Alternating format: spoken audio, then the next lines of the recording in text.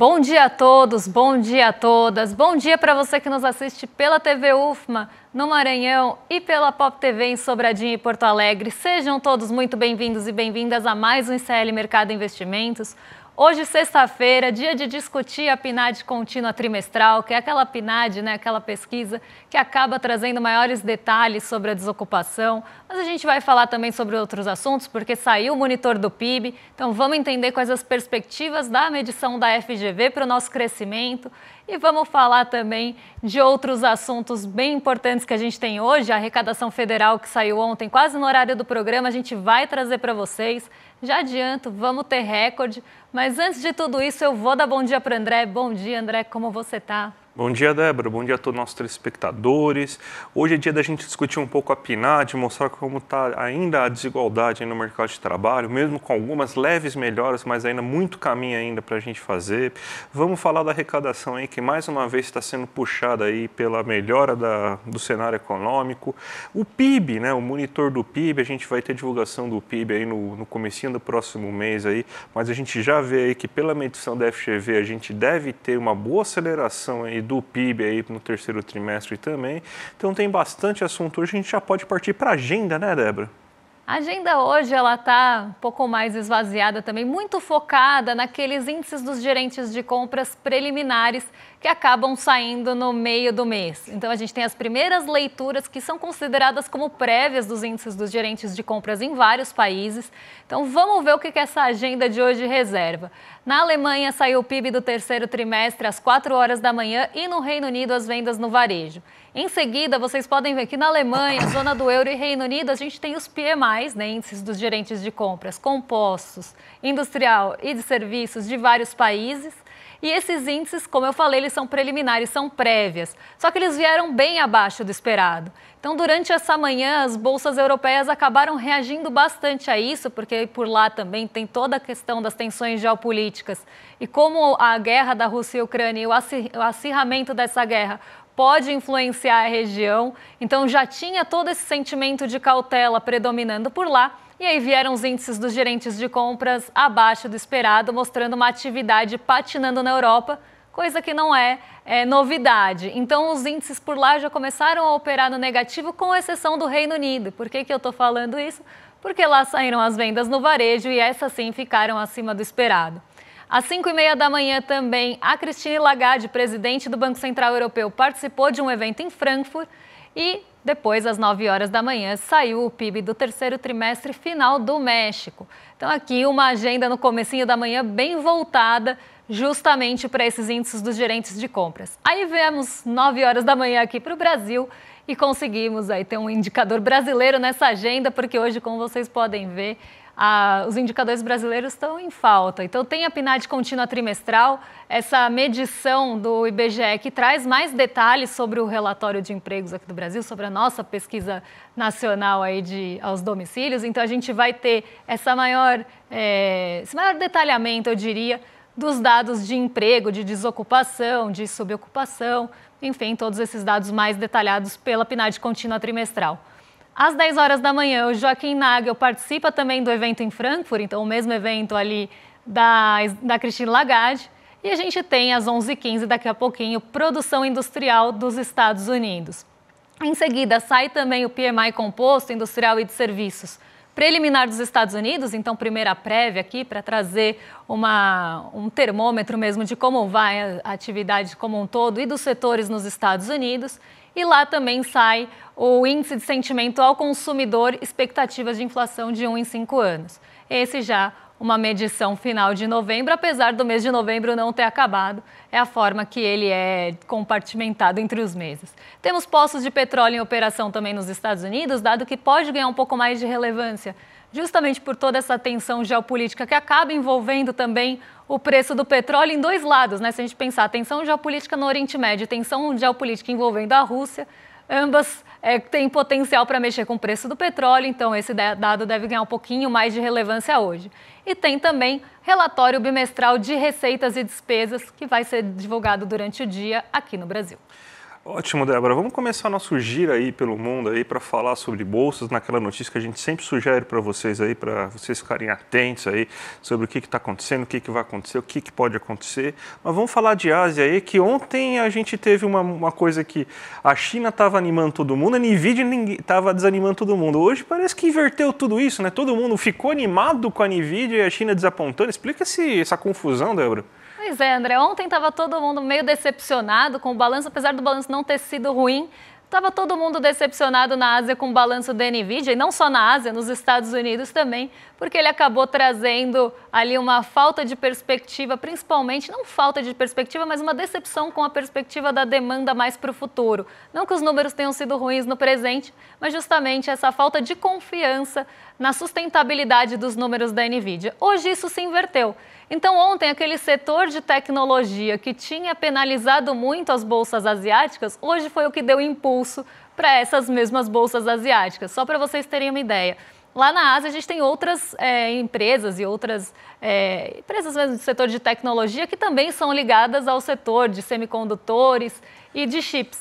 Ontem elas sofreram muito justamente na esteira da Nvidia. Então se você tem uma empresa que divulga um balanço que não anima muito, no dia seguinte, as empresas de outros países ligadas àquele setor também vão sofrer por uma incerteza também se a demanda daquelas empresas vão ser sustentáveis. Hoje isso mudou. Então, se a gente olha, por exemplo, o índice TAIEX, que é o índice de Taiwan, ele foi para cima e foi para cima até com uma certa força, justamente porque a empresa de semicondutores de Taiwan, a TSMC, acabou puxando o indicador para cima. Então a gente vê essa inversão mesmo, porque ontem as empresas caíram muito e aí o mercado entra com uma demanda compradora. Então o preço chega num ponto que parece que fica mais viável para comprar, as pessoas voltam a comprar aqueles ativos e eles se recuperam. Então a queda que a gente viu acontecer ontem no setor de tecnologia hoje foi revertida justamente por essa procura, por conta da queda dos preços ontem. Mas o Xangai Composto,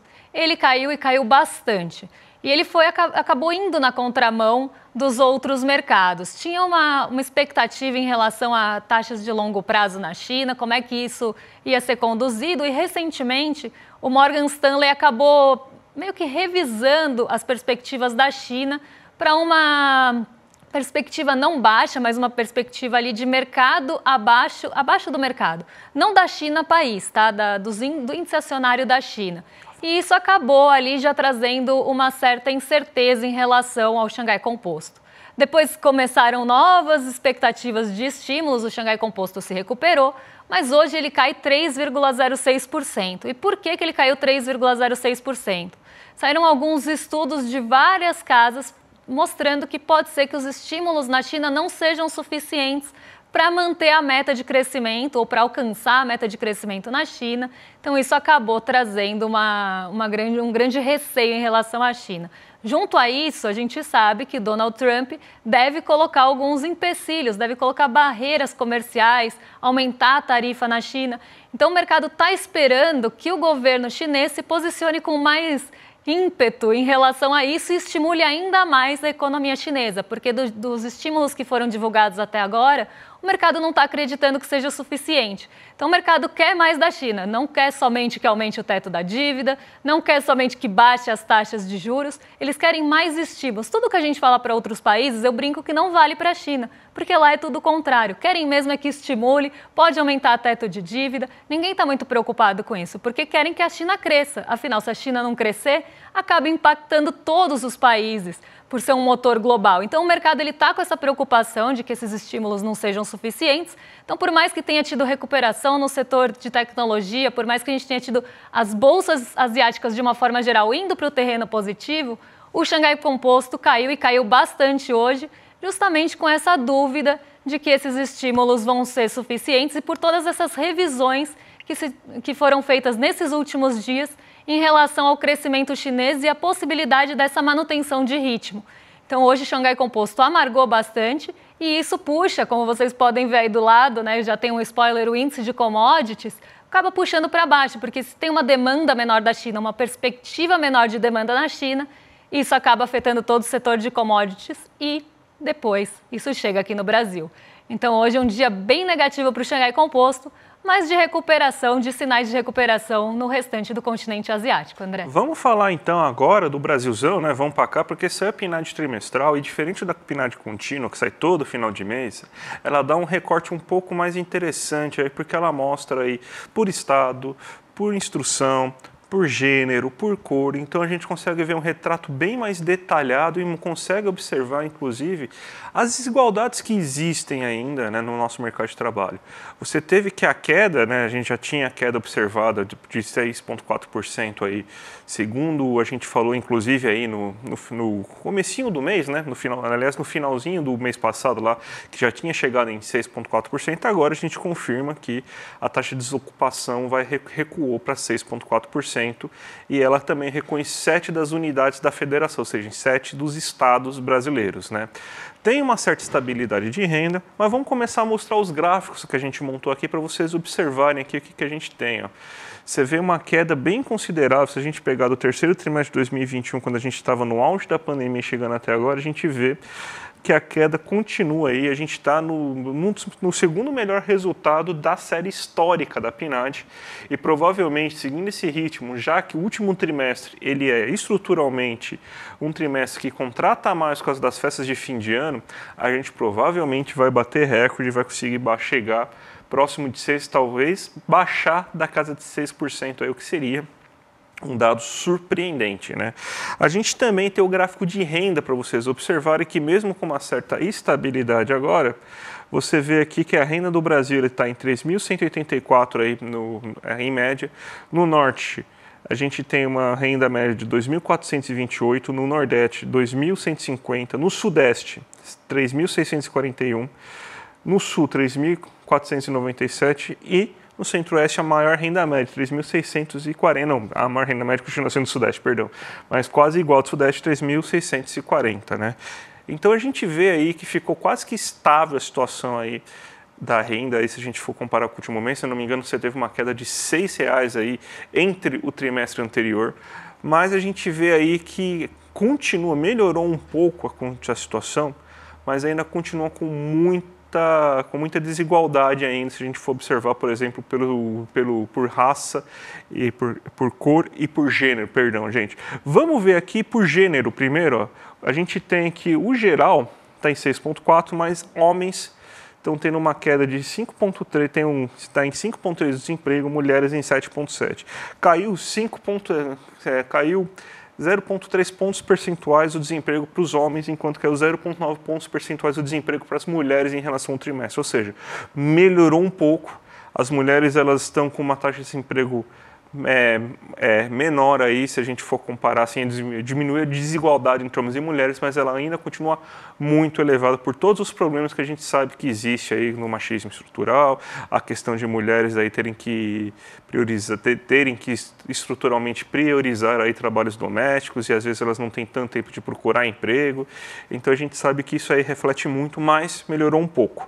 Se a gente for pegar por cor também, continua uma desigualdade muito grande, porque brancos sofrem com 5% de desemprego, enquanto pretos sofrem com 7,6% e pardos 7%. Só que você teve uma queda maior entre os pretos. Os pretos tiveram uma queda de desemprego de 0,9 pontos percentuais, enquanto brancos e pardos 0,5 pontos percentuais.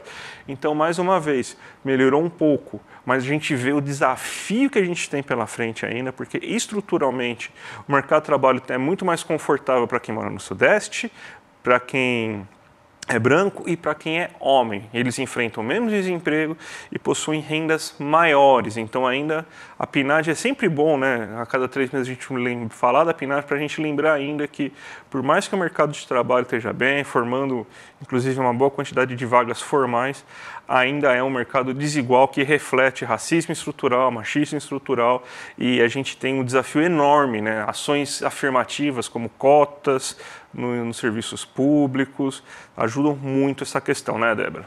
Exatamente. Vamos falar agora do monitor do PIB, porque ele veio aí até mais, a gente já tinha tido essa notícia, né, essa surpresa em relação ao termômetro aqui do nosso crescimento, quando a gente teve o IBC-BR. O IBC-BR ele surpreendeu o mercado e surpreendeu bastante o mercado de uma forma geral com as suas projeções. E o monitor do PIB, normalmente, ele é divulgado depois do IBC-BR. Então, o IBC-BR ele já é um termômetro da nossa atividade econômica e o monitor do PIB ele é quase um segundo termômetro da nossa atividade econômica. O monitor do PIB é medido pela FGV, enquanto o IBC-BR, o nosso índice de atividade econômica, é medido pelo Banco Central com base nas pesquisas. Então, aqui a gente tem que entender que a metodologia também é diferente entre as casas, mas os dois servem aí como uma forma da gente ter uma ideia de como vai fechar o PIB no trimestre, já que o PIB ele é trimestral e esses monitores, esses termômetros, esses índices são mensais. Então, eles acabam trazendo aí uma tentativa de previsibilidade para onde vai o PIB, pelo menos na direção e que vai o PIB. E o monitor do PIB teve um crescimento de 1% no terceiro trimestre. Então, ele também acabou vindo até de uma forma surpreendente, mas vamos ver como é que foi esse crescimento medido pela FGV no terceiro trimestre. Então, vamos lá. A taxa de variação mensal do PIB, então aqui a gente tem, na linha de cima, né, não sei se vocês estão conseguindo ver com detalhes, a gente tem a medição contra o mês, mês com o mês do ano anterior. Então, seria o mês contra o mês do ano passado. E aqui na linha laranja, a gente tem a medição contra o mês imediatamente anterior. Então, quanto variou o monitor do PIB em relação ao mês anterior. Então, a gente tem uma variação aí que vai para 4,1% na variação mensal, na leitura mensal, mas contra o mês imediatamente anterior. Então, aqui, por mais que tenha tido uma desaceleração, ainda tem aí um patamar bem maior do que a gente tinha, quase igual no ano passado, mas com um crescimento de 4,1%. E aqui 0,7%, como vocês estão vendo no gráfico, em relação ao mês imediatamente anterior, aqui séries ajustadas. Mas mais importante do que ver como cresceu, né, esse PIB, ou né, qual foi a variação mensal ou variação anual do monitor do PIB, é ver quais componentes que puxaram essa variação. Porque isso é muito importante. A gente olhar só os dados frios assim não traz muita coisa para a gente. Então vamos ver de onde veio essa variação. Vamos começar pelo consumo das famílias. A gente consegue ver como é que se comportou, né, o consumo das famílias aí pela ótica do consumo, como é que foi principalmente a contribuição por componente. Então, a gente pega aqui os serviços, eles tiveram um aumento na participação em relação ao mês passado, a barrinha, como vocês podem ver, está um pouquinho maior do que a do mês passado, na verdade caiu, né? Então não está exatamente maior, mas ainda com uma participação bem importante. Os produtos duráveis também com uma participação importante, lembrando que lá no passado os produtos duráveis não tinham uma participação tão grande, né? Eles tinham ali uma participação bem diminuída, justamente porque o consumo das famílias não estava comportando esse tipo de bem. Então, se a família consumia alguma coisa, ela não ia consumir produtos mais caros. Com a mudança principalmente da percepção de renda, da percepção de emprego, e isso vem muito com um dado que saiu hoje de manhã, né? Vem muito em linha com o dado que saiu hoje de manhã, que mostra ali como é que está a composição do consumo das famílias, as pessoas estão com mais confiança em relação à renda e emprego. Isso permite com que elas gastem com produtos mais caros, produtos duráveis. Então, esse já é um ponto importante que a gente vê aparecendo com mais frequência no monitor do PIB. Os produtos semiduráveis, eles continuam com uma participação até um pouquinho bem parecida com a do mês passado. E, no final, aqui os produtos não duráveis que perderam um pouco de espaço. Então, a gente vê as pessoas consumindo mais serviços, consumindo produtos duráveis, o que é uma boa notícia. E aí, também consumindo os semiduráveis e diminuindo os não duráveis. O que a gente tira disso? Que essa confiança na renda, essa confiança no emprego, acaba permitindo que a gente compre bens mais caros.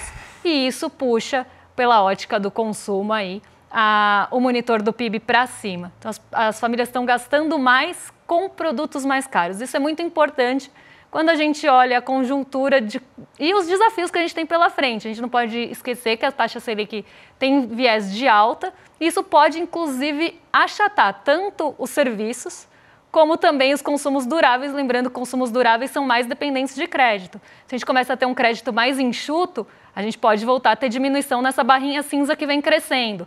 Então, tudo isso mostra como é que a gente está hoje e quais os desafios que a gente tem pela frente.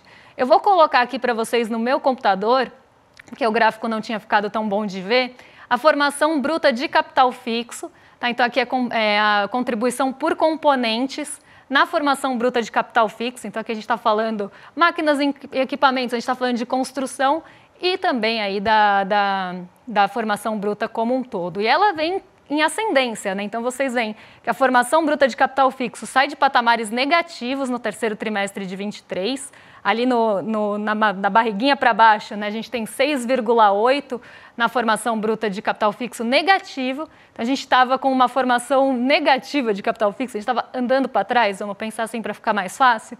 E aí a gente começa a ter uma ascendência que agora chega a 9,7.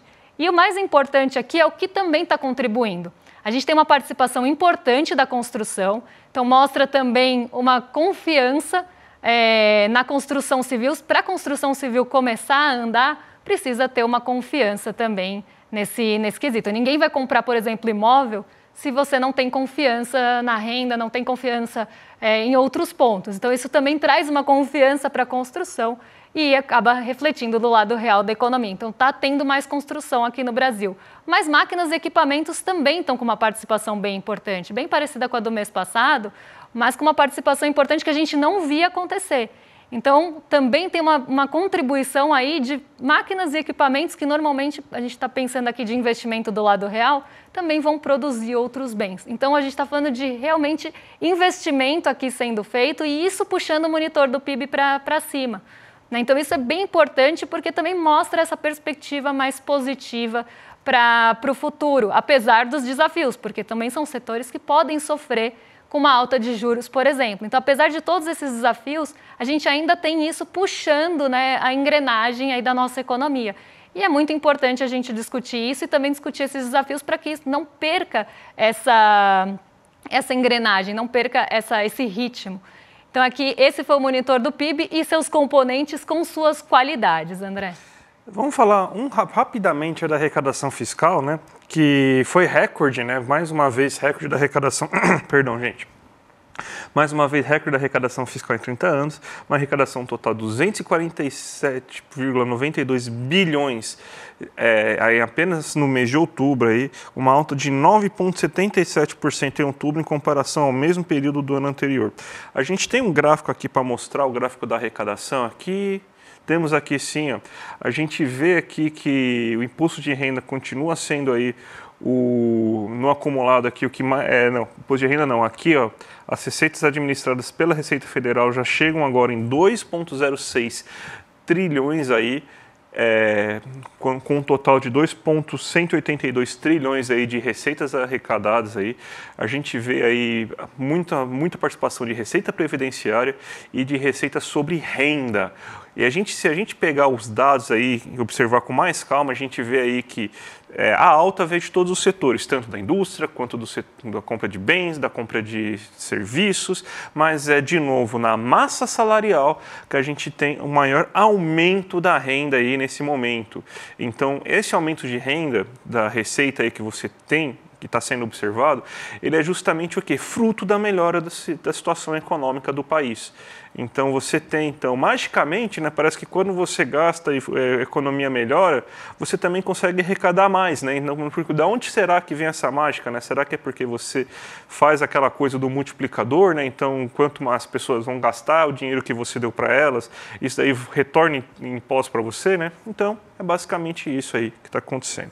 Débora, vamos sextar agora, então, mas antes aí vamos chamar a nossa audiência, porque na próxima quinta-feira, aí, no dia 28, a gente tem o lançamento da nossa pós, ó, Gessé Souza e o Eduardo Moreira aí lançando a pós do ICL, é um momento histórico aí, reconhecida pelo MEC aí, que vai ser uma pós que com certeza vai ser crítica, revolucionária, vai ser fundamental para você entender o Brasil e além de tudo isso, né, a pós vai ser pela FESP, né, então uma das escolas mais tradicionais de sociologia aqui do Brasil, então a gente tem uma qualidade, tivemos cuidado para ter uma qualidade absurda para essa pós. Então, gente, clica aqui iclmercado.com.br, se inscreve aí para você ver o lançamento na nossa pós aí na quinta-feira às 8 horas da noite. E nada melhor do que sextar com o Rolê ICL. Então, vocês seguem aí na sequência com o William De Luca e o Guga Noblar com o Rolê ICL. E na segunda-feira a gente está de volta com um programa especial, já estou dando spoiler. Um beijão, bom fim de semana para vocês e até segunda-feira, pessoal. Até mais, gente. Tchau, tchau. O ICL vai lançar uma pós-graduação com os melhores professores e professoras do país, por um valor quase que simbólico e cheio de vantagens para quem já é membro do ICL?